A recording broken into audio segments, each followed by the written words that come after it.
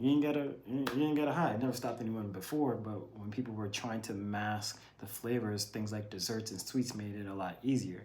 With more states and countries allowing chefs to work with cannabis, especially in professional kitchens, you get a lot more people with the expertise of just food, and then now you being able to use tinctures and oils and butters to just enhance the dish. Second, people are starting to crave a better experience. So many people were so afraid in the past to just try anything else besides brownies. Now, that's mostly because people who've done it in the past have probably not told you exactly what you're going to get when it's infused. And not only that, you have no idea if it's going to work or worked way too much. So now that people are seeking other things, chefs have been able to go in. You can get things like the COA of a strain now. You can be like, okay, we have myrcene in it, caryophyllene in it, limonene in it, lionol. You can look at these flavor profiles and say, okay, cool, what can I do to add this to my dish so then the experience of cannabis is present, not just I'm gonna get you high in the next 30 minutes to an hour. With that and being able to have the COA and the terpene profile, it definitely makes it a lot easier for chefs to grab those flavors.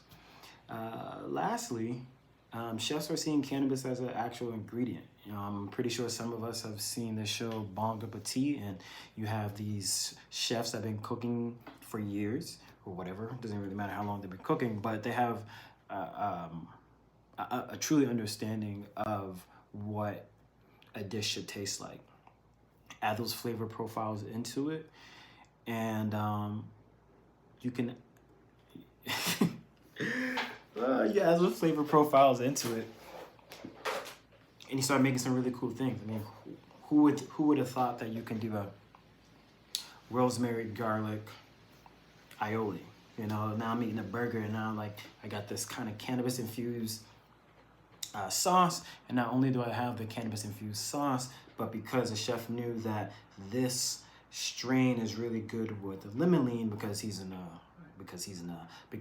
expert, and he also bought our book that talks about all the different terpenes and the flavor profiles and the benefits. He was able to enhance this sauce and make my day a lot better before I have to go back to work in the next 25 minutes. You know what I mean? At the core though, cannabis is just like thyme, rosemary, basil.